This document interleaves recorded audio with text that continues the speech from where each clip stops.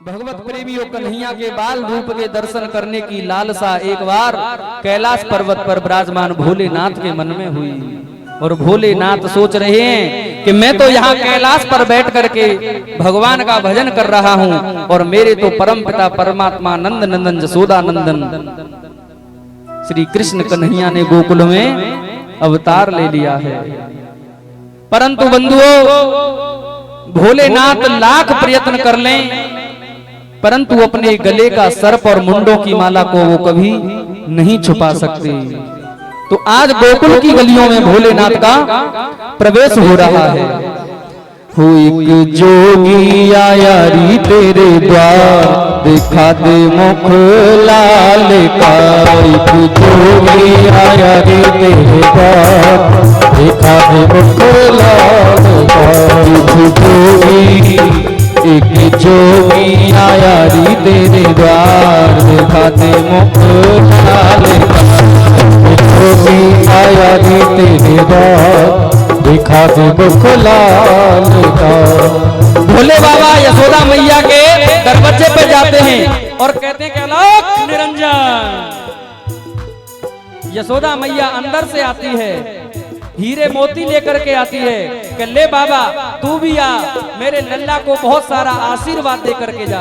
तो भोलेनाथ कहते हैं कि मैया मुझे हीरे मोती की आवश्यकता नहीं है। ओ तेरे पलने में पालन हार, दिखा दे मुख लाल का। तेरे पलने में पालन हार, दिखा दे मुख लाल का। वो एक जोगी आया री तेरे द्वार, दिखा दे मुख लाल का। एक जोगी आया री तेरे द्वार, दिखा दे मुख लाल का। जय भोले।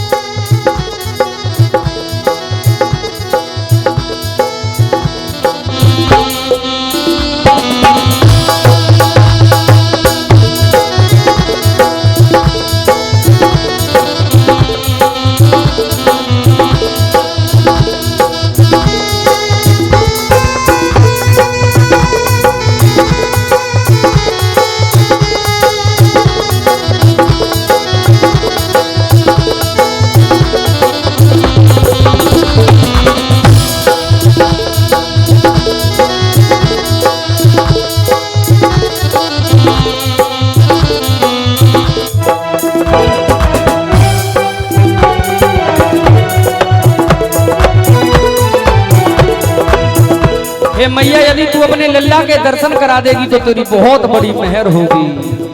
तेरा होगा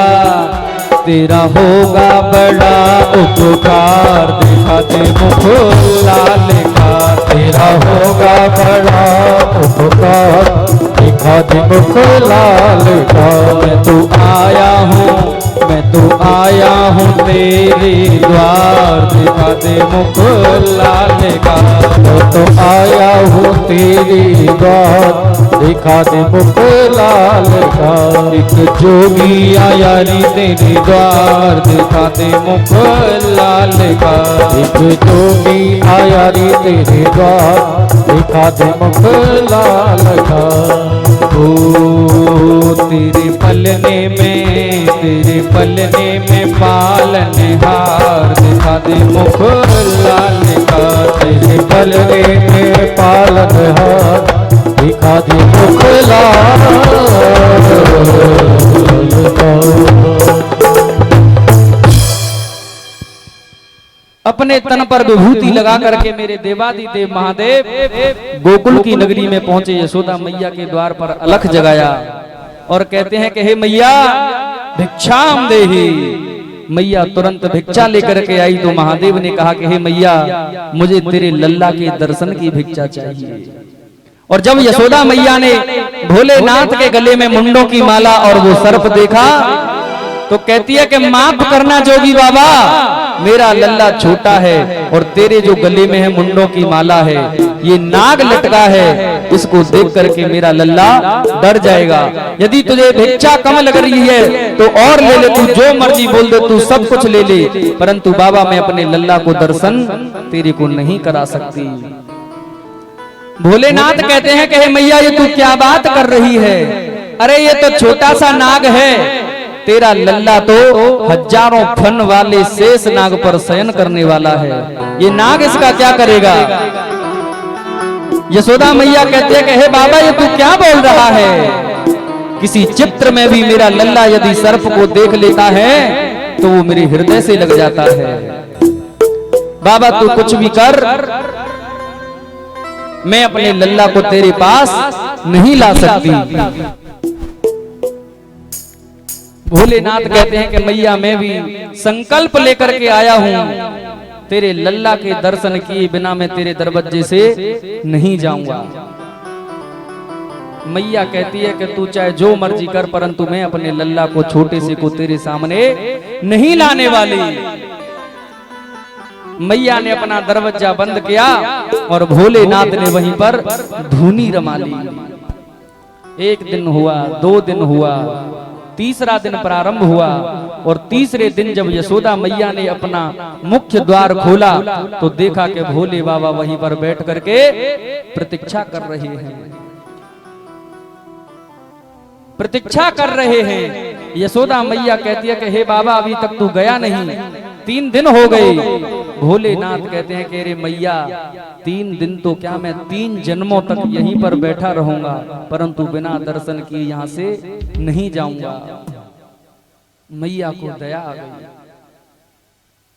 भोलेनाथ ने एक बात कही कि मैया सुन मेरी बात, तू डर मत मेरे ये गले के सर्पों की माला से, मुंडों की माला से और मेरे इस विकराल रूप से। मैया हम कैलाश पर्वत से आए हैं और तेरे लल्ला के लिए बहुत सुंदर एक बभूति लेकर के आए हैं। बभूति के लालच में आकर के भोली यशोदा मैया कहती है कि बाबा इससे क्या होगा।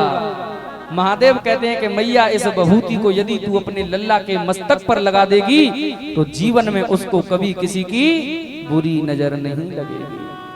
भोली मैया आ गई महादेव के बातों में, यदि ऐसी बात है बाबा तो मैं तेरी बात मानने के लिए तैयार तो हूं, परंतु दूर से ही मेरे लल्ला के दर्शन करना।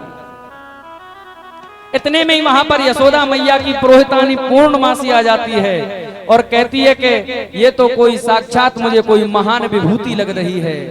यशोदा तू चिंता मत कर, यदि तेरे लल्ला को इस महान विभूति का आशीर्वाद प्राप्त हो जाएगा तो बाल भी बाका उसका जीवन में नहीं हो सकता। आज पूर्णमासी माता की आज्ञा का पालन करते हुए यशोदा मैया गई और अपने छोटे से लल्ला को अपनी गोदी में उठाया और महादेव जी के पास लेकर के प्रकट हो गई। और जैसे ही आज हर की नजर हरि से मिली तो दोनों को आज कंठ अवरुद्ध हो रहा है। आज हरि कौन है मेरे गोपाल और हर कौन है साक्षात महादेव। आज हरि और हर दोनों एक दूसरे को देख रहे हैं और निहार रहे हैं और दोनों मन ही मन प्रसन्न हो रहे हैं। यशोदा मैया को देख करके भोलेनाथ कहते हैं कि मैया यदि तेरी अनुमति हो तो एक बार इस लल्ला को मेरी गोद में दे देना। यशोदा मैया कहती है कि जोगी बाबा अब तो तू ज्यादा ही हद पार कर रहा है, तेरे पर दया करके मैंने अपने लल्ला के तुझको दर्शन तो करा दिए, इसको तुझको जो बभूति देनी है वो तुरंत दे और यहाँ से पधार, इसको आशीर्वाद दे करके। भोलेनाथ कहते हैं कि हे मैया 3 दिन तक मैंने तेरी प्रतीक्षा करी, मेरे पर दया करके कृपया करके एक बार इसको मेरी गोद में दे दे और यदि ये मेरी गोद में एक बार आ जाएगा तो मैं समझूंगा मेरा गोकुल आना सफल हुआ। यशोदा मैया कहती है कि हे बाबा तू जो मर्जी ले ले, सोना ले ले, चांदी ले ले, हीरा ले ले, मोती ले ले, जवाहरात ले ले। भोलेनाथ कहते हैं कि ये पत्थर के टुकड़े मेरे किसी काम के नहीं है मैया, मुझे तो एक बार बस तेरे नीलमणि जैसे लल्ला को मेरी गोदी में दे दे। यशोदा मैया ने मना कर दिया। भोलेनाथ आंख बंद करके आज हरि का ध्यान कर रहे हैं। तो भोलेनाथ कितनी सुंदर बात कहते हैं, आप ध्यान से सुने। आंख बंद करी भोलेनाथ ने और कहा कि वाह प्रभु तेरी माया, अरे जिन चरणों से निकली हुई गंगा को हम अपनी शीश पर धारण करते हैं। गंगा मैया कहां से प्रकट हुई है? भगवान के चरणों से। और गंगा मैया कहां पर विराजमान है? भोलेनाथ की जटाओं में। भोलेनाथ कहते हैं कि जिन चरणों से निकली हुई गंगा मैया को हम अपने शीश पर धारण करते हैं, क्या उन कोमल चरणों में अपना ये सिर भी नहीं नवा सकते एक बार? आज मेरे छोटे से कन्हैया ने जब इतनी बात सुनी तो भोलेनाथ की गोदी में जाने के लिए यशोदा मैया की गोदी में रोने लग गई। पूर्णमासी पुरोहितानी कहती है कि यशोदा जी आप चिंतित मत हो, कोई बात नहीं। यदि ये महात्मा 3 दिन तक तेरे लल्ला की प्रतीक्षा कर सकता है तो जरूर कोई न कोई बहुत बड़ी महान विभूति है। तू चिंता मत कर, एक बार इस लल्ला को इसकी गोदी में दे दे। जब रोते हुए कन्हैया भोलेनाथ की गोदी में गए तो रोते हुए कन्हैया आज भोलेनाथ की गोदी में जाकर के तुरंत खिलखिलाकर हंसने लगते हैं, मुस्कुराने लगते हैं। भोलेनाथ ने एक ही बात कहा कि हे प्रभु वाह, अमलात्मा विमलात्मा महात्मा तपह पूतांतकरण, तेरे दर्शन की लालसा के लिए जीवन भर मर जाते हैं भजन करते करते, परंतु फिर भी एक बार तुम्हारे चरणों को वो स्पर्श नहीं कर सकती। ये मेरा आज कितना बड़ा परम सौभाग्य है जो आज आप मेरी गोदी में हैं। आज मेरा जीवन धन्य हुआ। तो भगवान ने, महादेव ने आज मेरे छोटे से गोपाल को बहुत सारा आशीर्वाद दिया और आशीर्वाद दे करके तुरंत अपने कैलाश पर्वत पर पधार गए। बोली शंकर भगवान की।